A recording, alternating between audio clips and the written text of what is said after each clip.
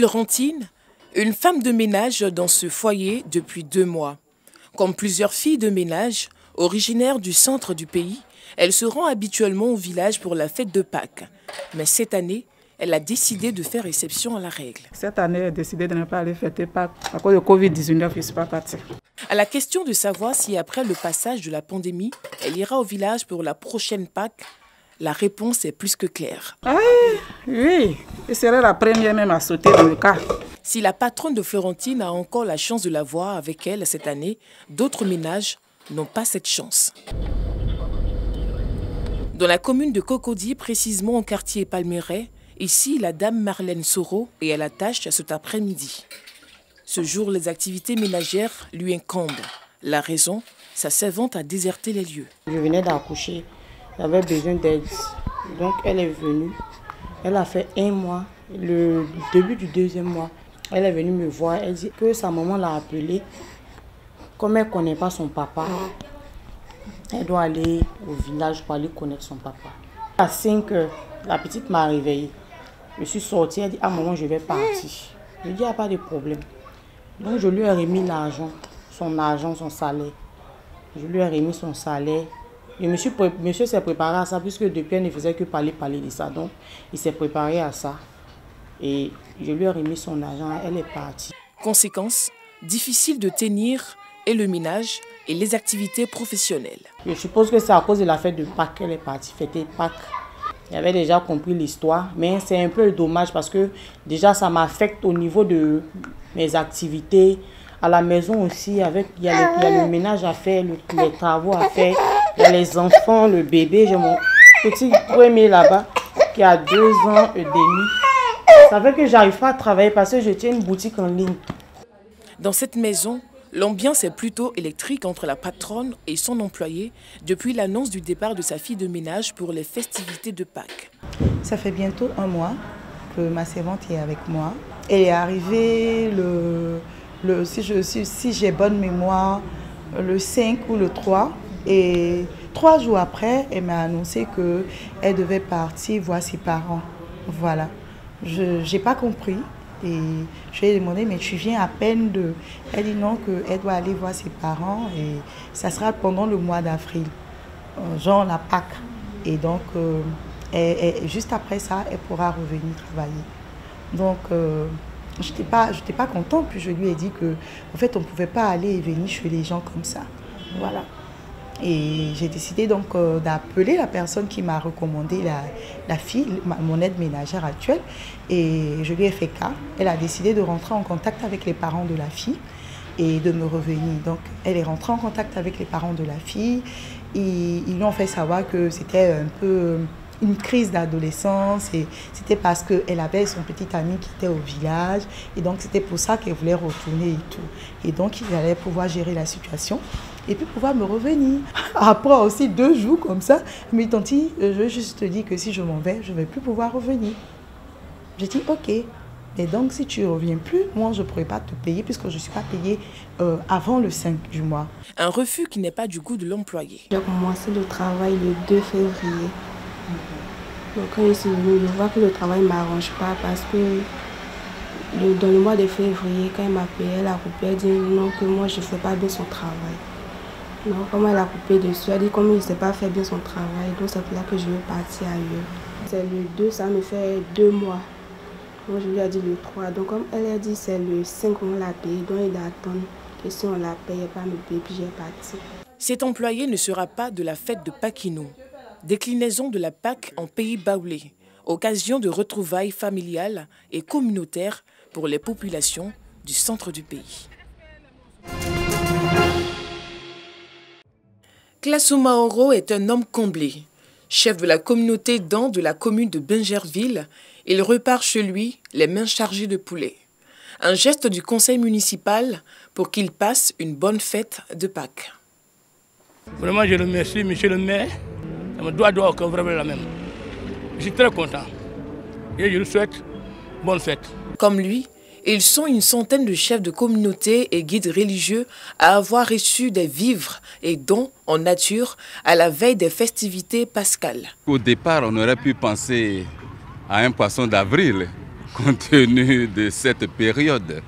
On est venu un peu sur la pointe des pieds, mais nous avons constaté que véritablement notre député maire, l'honorable Issouf Doumbia, a le souci d'aider véritablement les membres de sa population et particulièrement les guides religieux.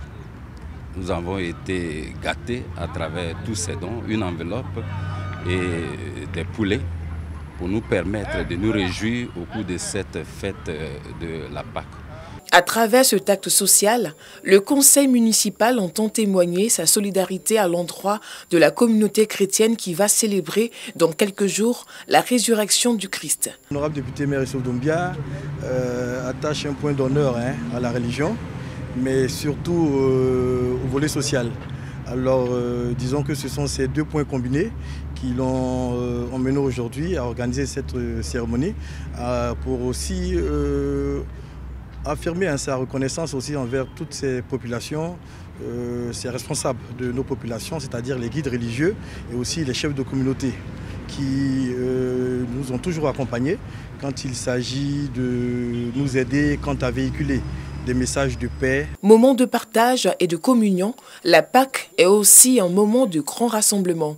Comme l'année dernière, cette fête chrétienne se tient dans un contexte de crise sanitaire liée à la maladie à coronavirus.